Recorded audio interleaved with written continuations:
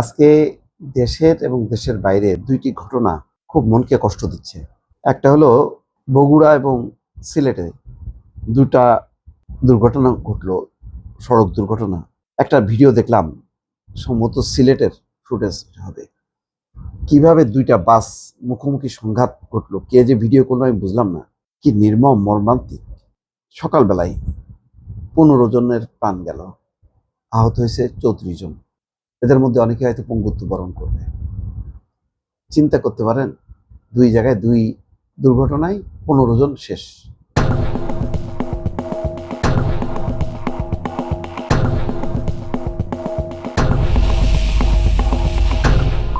আর দেশের বাইরের ঘটনা বলি, থাইল্যান্ডের একটা প্রত্যন্ত অঞ্চলে এক স্কুল বালক, বয়স তার মাত্র 14 বছর।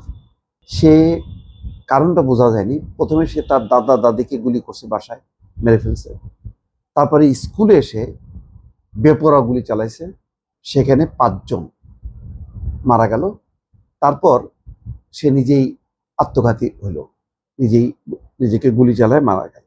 কল্পনা করেন, থাইল্যান্ডের প্রধানমন্ত্রী বলছে যে আমাদের দেশে এই ঘটনা ঘটবে, এটা অবিশ্বাস্য। সত্যি থাইল্যান্ডে এইরকম হয়, মাঝে মধ্যে হয়, একেবারে হয় না তা না, কিন্তু রেয়ার। কারণ থাইল্যান্ডের আমি তো এতবার গেছি, এত চমৎকার মানুষ, এত শান্ত, ঠান্ডা প্রকৃতির, এবং এত নিয়ম শৃঙ্খলার ওরা অনুরাগী।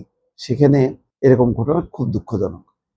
যাক, বাইরের কথা আর বলে কি হবে, আমার দেশের কি অবস্থা। অনেকবার বলছি যে আমাদের এখন নতুন নতুন সড়ক নির্মাণের চেয়ে সড়কের নিরাপত্তার জন্য প্রকল্প নেওয়া দরকার।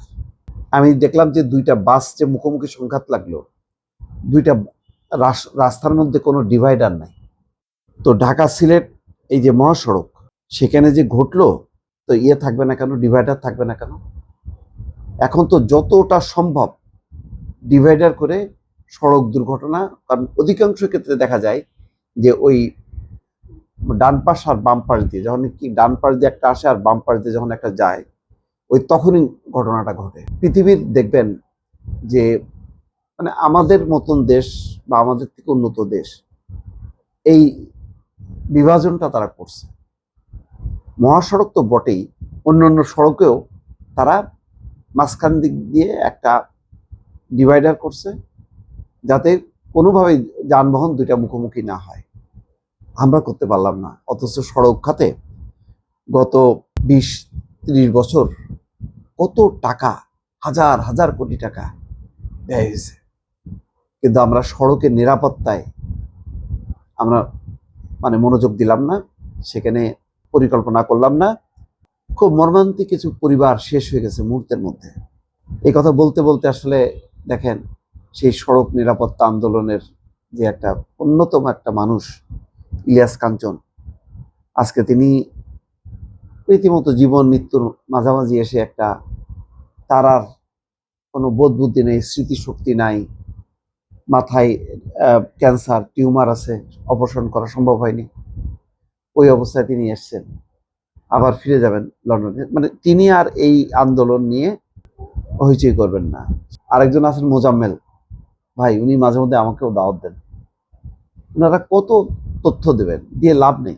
বিষয়টা হলো, সরকার যদি অ্যাক্ট না করে, সরকার যদি আগামী 1 বছরের মধ্যে এত কিলোমিটার সড়ক আমি ডিভাইডার দিলাম, কারণ চালকদেরকে আপনি নিয়ন্ত্রণ করতে পারবেন না।